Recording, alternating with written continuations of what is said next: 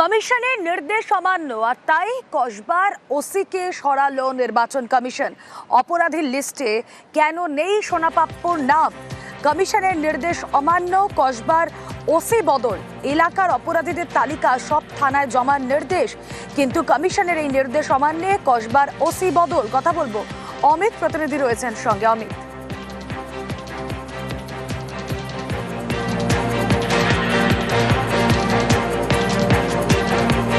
আরও একবার আপনাদেরকে জানাই, অমিতের সঙ্গে যোগাযোগ করছি।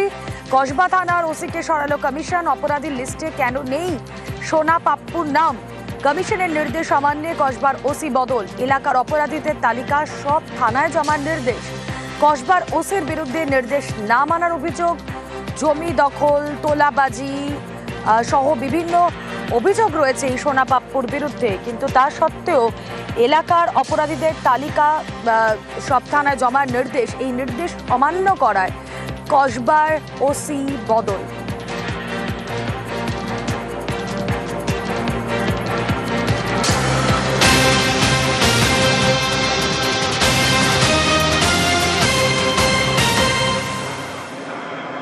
আর এবার জমি জালিয়াতি মামলায় সোনাপাপ্পুকে তলব করা হলো। 7ই এপ্রিল সোনাপাপ্পুকে তলব করেছে কেন্দ্রীয় তদন্তকারী সংস্থা এনফোর্সমেন্ট ডিরেক্টরেট। জমি জালিয়াতি, তোলাবাজি সহ একাধিক অভিযোগ রয়েছে তার বিরুদ্ধে। কথা বলবো, অনুপ চক্রবর্তী রয়েছেন সঙ্গে। অনুপ, ইতিমধ্যে জমি জালিয়াতি মামলায় সোনাপাপ্পু তাকে তলব করা হয়েছে এবং জমি জালিয়াতি মামলা 7ই এপ্রিল তাকে ইডির পক্ষ থেকে তলব করা হয়েছে। বলা হয়েছে সশরীরে বেশ কিছু নথি নিয়ে তিনি হাজির হন। যেদিন ইডির যে তল্লাশি অভিযান হয়েছিল সেক্ষেত্রে কিন্তু লক্ষ্য করা যায় ইতিমধ্যে ইডির পক্ষ থেকে তিনি কিন্তু যখন তল্লাশি করা হয় তার বাড়ি থেকে একটি আগ্নেয়াস্ত্র উদ্ধার হয়েছিল। তারপরে তিনি কিন্তু গড় হাজির ছিলেন। এই যে গোটা ঘটনা, তার পরবর্তী ক্ষেত্রে তার স্ত্রী যখন বাড়িতে ছিলেন তার ঠিকানা জানতে চায়, যদিও তিনি সেই ঘটনার পরবর্তী ক্ষেত্রে তিনি বাড়িতে নেই এমনটা কিন্তু জানিয়েছিলেন। এবং এরপরে ইডির পক্ষ থেকে ইতিমধ্যে এই সোনাপাপ্পুকে তলব করা হলো। বলা হলো 7ই এপ্রিল সশরীরে ইডি দপ্তরে হাজিরা দেয় এবং বেশ কিছু ব্যাংক সংক্রান্ত নথি নিয়ে ইতিমধ্যে অ্যাকাউন্ট নথি নিয়ে তাকে হাজির হওয়ার কথা বলা হয়েছে। 7 তারিখে 7ই এপ্রিল সকাল 11টার মধ্যে সশরীরে ইডি দপ্তরে হাজির হওয়ার কথা বলা হয়েছে। জমি জালিয়াতি মামলায় যে মূল পান্ডা সোনাপাপ্পু, তাকেই কিন্তু এই তলব করা হয়েছে। ইডির পক্ষ থেকে তারা বয়ান লিপিবদ্ধ করতে চায় ইডি আধিকারিক, সেই কারণে তাকে জমি জালিয়াতি মামলায় তলব করা হয়েছে। ওকে,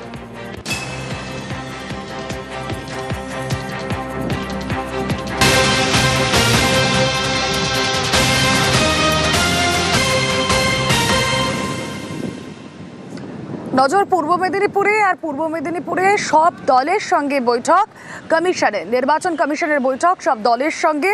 সব রাজনৈতিক দলের অভাব অভিযোগ শোনেন সিইও। নন্দীগ্রামে বহিরাগত ঢোকানোর অভিযোগ বিজেপির, ময়নায় পাল্টা বিজেপির বিরুদ্ধে অভিযোগ তৃণমূলে। এরকম বিস্তর অভিযোগ সব দলের, যা যা অভাব অভিযোগ রয়েছে তা কমিশনের তরফ থেকে শোনা হয়, শুনেছেন সিইও। জানবো বিস্তারিত, প্রতিনিধি সুজিত ভৌমিক রয়েছেন সঙ্গে। সুজিত,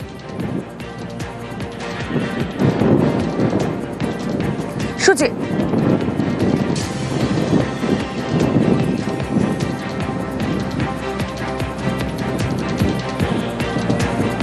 পূর্ব মেদিনীপুরে সর্বদল বৈঠকে কমিশন, সব রাজনৈতিক দলের অভাব অভিযোগ শোনেন সিইও।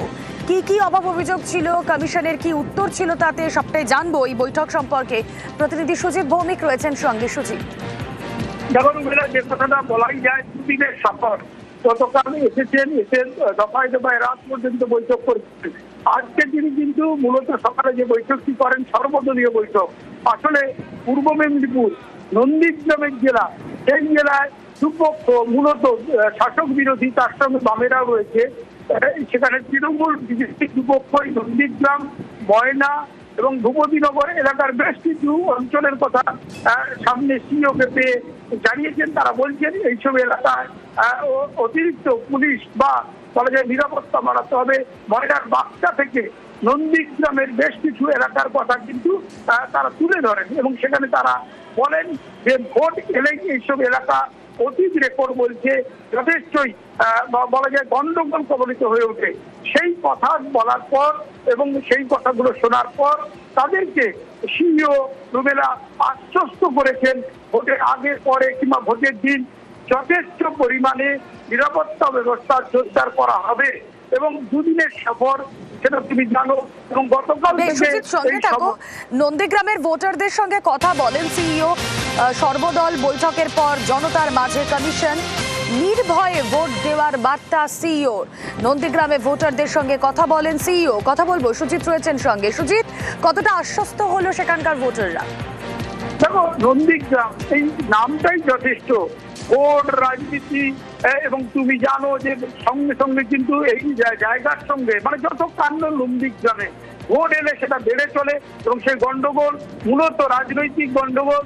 এবং সেখানে আজকে যেটা তুমি দেখতে পাচ্ছ যে ছবি, তিনি কিন্তু অর্থাৎ সিও নিজে নন্দীগ্রামে ঢুকেছেন, ঢুকে কিন্তু সরস্বতী বাজার বঙ্কিম মোড়ে গিয়ে তিনি গাড়ি থেকে নেমে যান, কনভয় দাঁড় করিয়ে রেখে মানুষের সঙ্গে কথা বলেন, মহিলাদের সঙ্গে মূলত কথা বলছেন এবং বলতে বলতে তিনি কিন্তু জানতে চান এবং জানতে যে ভোটে কি কেউ ভয় দেখায়, ভোট দিতে আমাদের ভয় করে, এরকম কথা শুধু বলাই নয়, তার সঙ্গে সঙ্গে তিনি আশ্বস্ত করেন যে চিন্তা করবেন না, ভয় পাবেন না। এখন যেটা দেখতে পাচ্ছি রুমেলা, ঢুকে যাচ্ছে তিনি বাড়ি বাড়ি ভোটারদের ঢুকে গিয়ে তাদেরকে আশ্বস্ত করছেন এবং সেই ছবি দেখুন।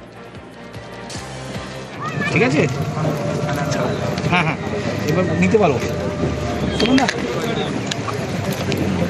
শুনতে পাচ্ছ?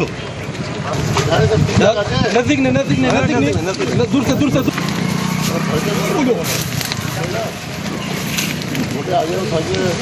অন করো, অন করো। এখন পর্যন্ত হয়নি, পরে হতে পারে। কিরম হুমকি কিরম হয়?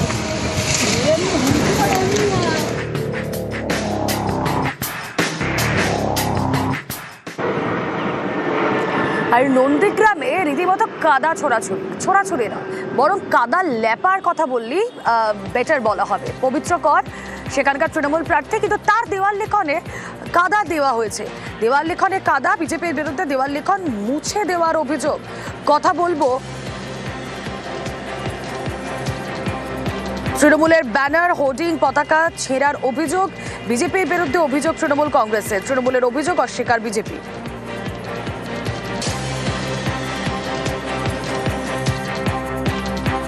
এটা হচ্ছে বিজেপির দুষ্কৃতীরা করেছে, তাদের প্রার্থীর নামের উপরে ভালো করে কাদা লেপেছে। এই সমস্ত কাজ এই বিজেপির দুষ্কৃতীরা করেছে।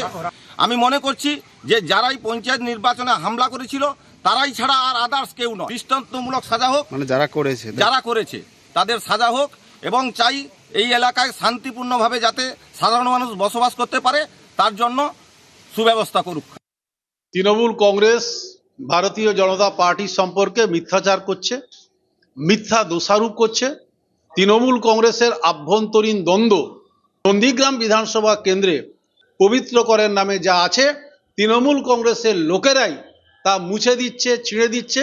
এটা তৃণমূল কংগ্রেসের আভ্যন্তরীণ দ্বন্দ্ব এবং তৃণমূল কংগ্রেসের এটা প্রতিবাদ।